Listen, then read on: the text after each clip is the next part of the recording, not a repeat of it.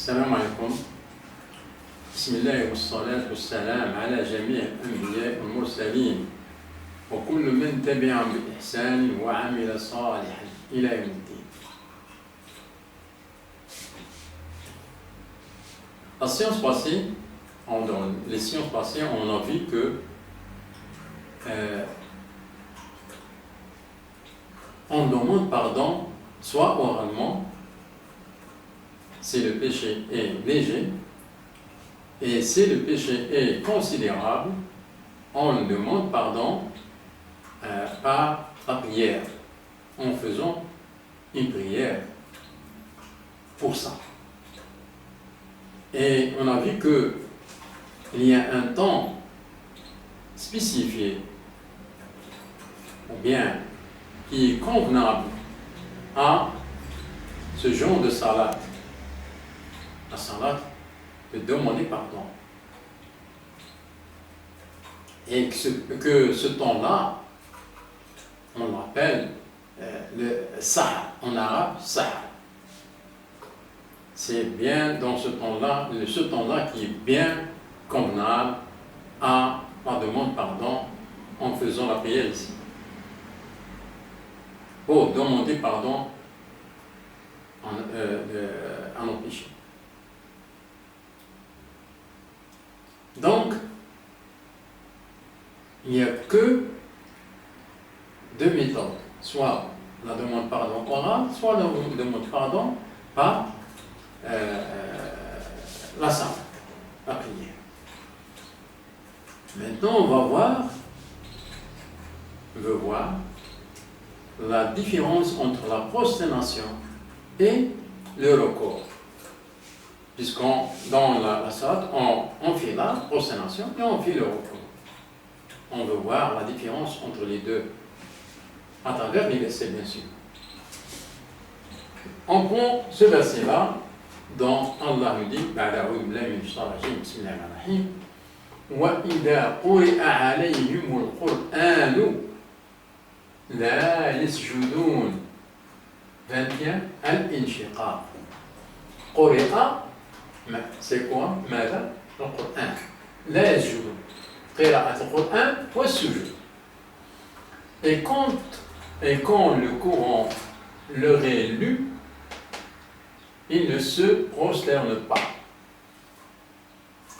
Donc, on voit qu'il y a une liaison directe entre la lecture du Coran et la prosternation.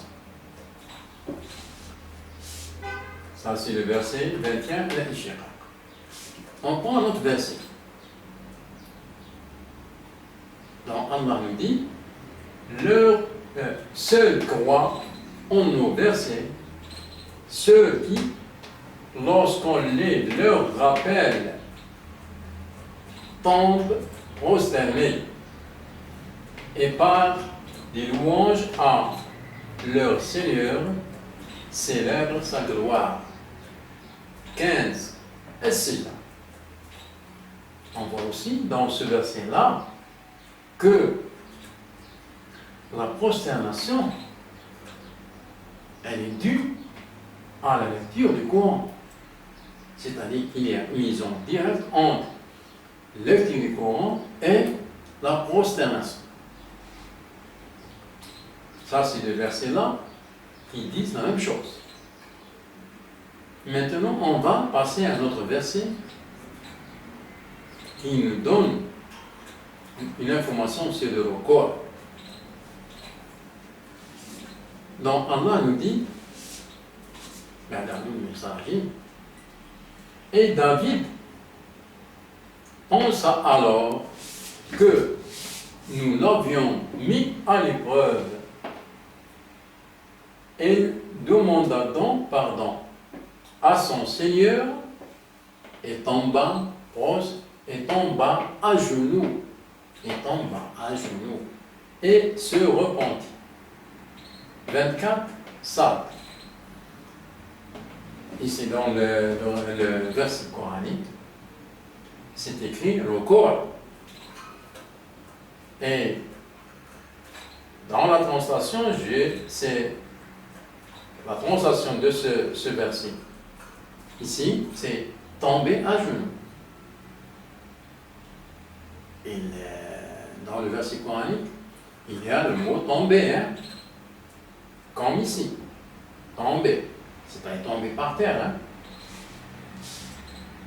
Et tomber pour le recours. Hein. Je vais citer le verset qui est en arabe. Donc, Allah nous dit, Bismillahirrahmanirrahim. Wa dhanna Daoud annama fatannahu fastaghfara rabbahu wa kharra raki'an wa ana wa kharra raki'an. Dhanna Daoud annama fatannahu fastaghfara. L'istighfar, la demande pas. فاستغفر ربه وخر راكعا خر tombé خر راكعا écoutez bien راكعا le mot راكعا خر راكعا dans le verset arabe c'est vous écoutez le mot ركوع فخر وخر راكعا donc tomba à genoux ou bien tomba ركوع. Ici, vous entendez, ou bien vous écoutez le mot sujoud. وَإِذَا قُرِئَ عَلَيْهِمُ الْقُرْآنُ لَا يَسْجُدُونَ sujoud, لَا يَسْجُدُونَ. Ici, recours, vous écoutez recours, le mot recours. Donc il y a ici sujoud, ici il y a recours. Dans ce verset-là, on voit que le recours il est dû à la demande de pardon.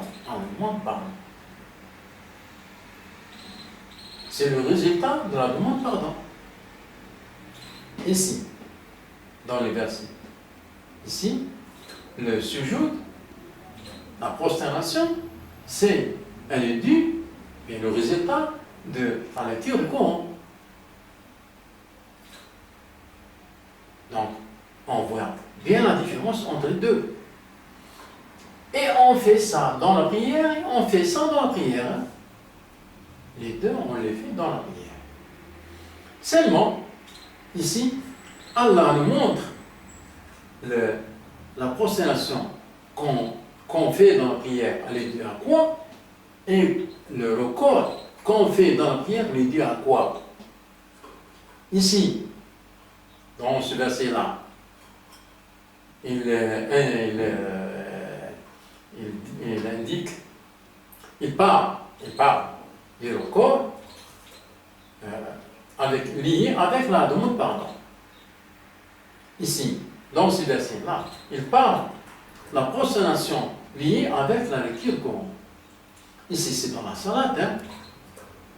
Et ici aussi, dans la salade, le prophète David, sallallahu alayhi, quand il a demandé pardon, il n'a pas fait que le recours, hein. Mais on a vu que la demande de pardon se fait soit orale, soit par la prière. Et si on fait la prière, c'est bien dans la nuit qu'on fait la prière pour demander pardon. Et les gens qui savent bien, pour que cette prière-là tienne bien, elle sera bien acceptée par Allah, il faut bien prendre le temps que Allah nous a montré qui correspond ou bien qui convient à la demande de pardon. Ce qu'on a dit, ce temps, il s'appelle Sahar. C'est un temps dans la nuit, une période dans la nuit qui est bien convenable avec la demande de pardon. Eh bien, le prophète David, sallallahu alayhi, il sait ça. Parce que Allah l'a appris ça. Comme nous, Allah nous a appris la demande de pardon, c'est faire la prière, et faire la prière dans quel moment qui est bien convenable pour ça. Le prophète David, sallallahu alayhi, et c'est ça, et connaît ça aussi. Donc, ce qu'il a fait ici, c'est une prière qu'il a fait une prière de demande pardon, c'est-à-dire dans la nuit, dans le temps Sahar. Ce que on doit retenir de ces versets-là, c'est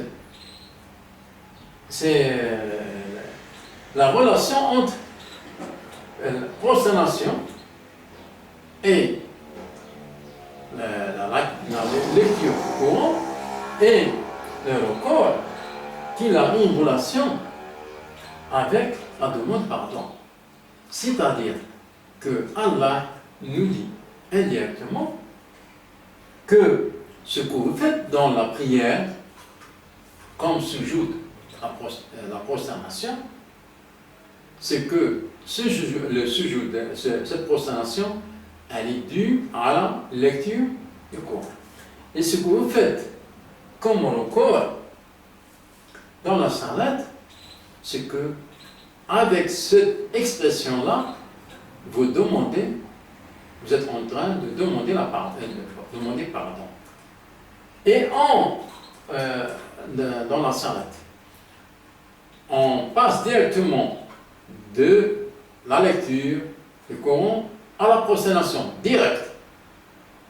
Parce que la lecture du Coran, l'écoute du Coran, nécessite la prosternation. C'est-à-dire que le recours qu'on fait dans la salat, c'est un état transitoire. Ce n'est pas un état stagné réservé pour la lecture du Coran. Ça, c'est faux. Il n'y a pas un recours spécial pour la lecture du Coran. Ça, c'est faux. Le recours, c'est une étape intermédiaire, transitoire. Ce n'est pas une position stable, ce n'est pas une position stagnée destinée pour la lecture du Coran. C'est un état transitoire. Passons. On passe, quand on écoute le Coran, une fois terminé, on doit passer directement à la prosternation. Pour aller directement à la prosternation, on passe par l'état transitoire qui est le recours, mais qu'on ne va pas rester, on passe directement à la prosternation avec l'état de recours, en passant par un état transitoire, et on passe à la prosternation, on fait la prosternation. En faisant la prosternation, on garde le recours en même temps. Et en faisant la prosternation, on glorifie Allah, on parle. Alors que dans cette position-là, quand on fait la prosternation et on glorifie Allah, ici, on fait la demande indirecte pardon. On implore pardon à notre Seigneur indirectement avec l'expression du recours. On ne demande pas pardon dans la salat orale, avec les paroles. On ne fait pas la demande avec les paroles, mais on la fait avec l'expression en demandant ça indirectement. C'est ça le recours. C'est ça ce qu'on fait comme recours dans la salat. Donc, ces deux faits ou deux positions, c'est-à-dire de la prosternation et le recours, la prosternation, elle est due à la lecture du Coran, l'écoute. Même si on fait, c'est quand on fait la salat individuellement, on lit le Coran. Pourquoi on lit le Coran en voix? Pour l'écouter. Pourquoi on lit le Coran? Pour l'écouter. Et pourquoi écouter le Coran? Ça c'est la lecture du Coran. C'est-à-dire, les paroles d'Allah. Il faut écouter les paroles d'Allah. On lit le Coran pour écouter les paroles d'Allah. Et quand on passe à la prosternation, on a fait la prosternation due à l'écoute du Coran. Et ce n'est pas à la lecture du Coran, mais c'est à l'écoute du Coran. Quand on a écouté, parce qu'on a écouté le Coran, les paroles d'Allah. Ça n'est pas. D'autre part, la prosternation, Allah nous a montré que la prosternation, elle est liée directement avec l'écoute du Coran. Et le recours n'a rien à voir avec la lecture du Coran. Le recours dans la salat, c'est la demande pardon. N'a rien à voir avec la lecture du Coran. Et vous ne trouvez jamais dans ce livre, dans le Saint-Coran, vous ne trouvez jamais le recours relié directement avec la lecture du Coran. Vous ne trouvez jamais. Vous ne trouvez jamais que la lecture du Coran a résulté un record. Jamais. Essayez de chercher. Et vous allez voir. Et ce que vous allez trouver, c'est toujours la prosternation qui est liée avec la lecture du Coran. J'ai donné ces deux versets, peut-être dans les séances qui viennent après, je donne d'autres versets aussi, pour voir que la prosternation, elle est liée avec les versets, la lecture du Coran. Et le recours, il n'est jamais lié avec la lecture du Coran. On remarque aussi une autre remarque qui est importante. Ce que vous voyez dans ces versets-là, eh bien, vous voyez que après la lecture du Coran, on passe directement à la prosternation. Soit ici, soit ici. Après l'écoute du Coran, on passe directement à la prosternation. Ici, dans ce verset-là, c'était une salat, mais ce verset-là a mis en évidence le corps. C'est le corps qui est bien mis en évidence. Parce que cette salat-là, elle est destinée pour la demande pardon. Mais c'est une salat, hein? C'est-à-dire après le corps, il y a la prosternation. Et avant ça, il y a une lecture du Coran. Mais il n'a pas cité ni la lecture du Coran, qui est reliée par le Coran, ni la prosternation. Il a bien mis en évidence le recours qui est avec la demande pardon. Et ce qu'on remarque, c'est que les musulmans, quand ils prennent les versets séparés, en l'appliquant, que ce soit celui-là, quand ils appliquent les versets séparément, les salades, ils le pratiquent correctement. Quand ils prennent ce verset par exemple, qui dit qu'il y a une liaison directe entre la lecture du Coran et la prosternation, eh bien, ils font ça dans le Tarawih, ça Tarawih. Quand ils arrivent à ce verset-là, qui dit ça, ce verset-là, eh bien, ils l'appliquent correctement. Ils tombent après. Une fois ils ont écouté ce verset-là, ils tombent directement à la prosternation. ils font la prosternation et se lèvent. Ils ne font pas de julus. S'asseoir. Ne s'assoient pas. Et passent directement, reviennent directement à la position debout. C'est bien ça la prière. Et ça c'est la prière, ça c'est la prière, c'est la prière. Mais quand ils prennent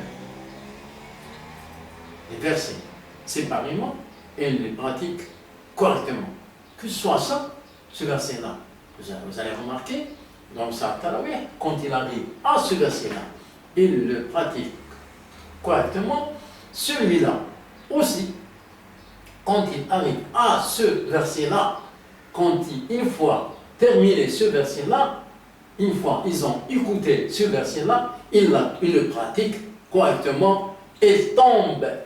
Une fois terminé l'écoute de ce verset-là, ils tombent prosternés et ils passent directement à la prosternation par l'état transitoire des recours.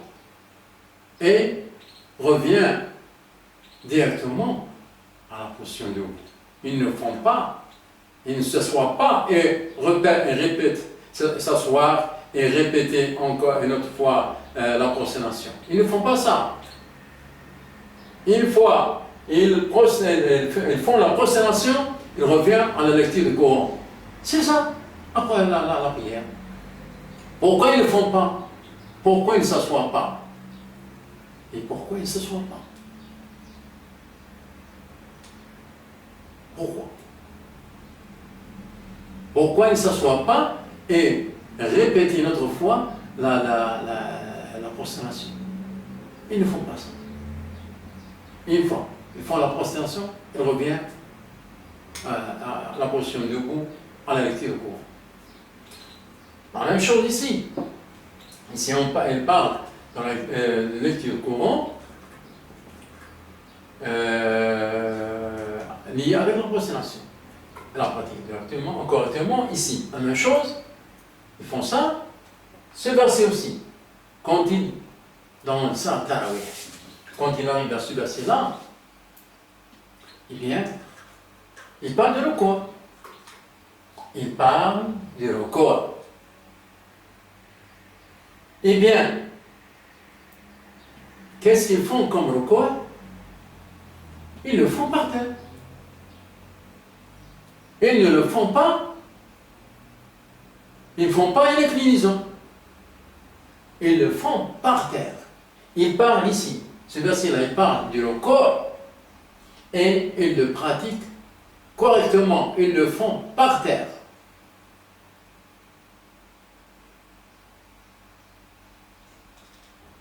Donc, quand ils pratiquent les versets séparément, ils le pratiquent correctement. Mais quand ils pratiquent la salat, ils prennent la salat de nos ancêtres. C'est ça le problème. C'est la manière.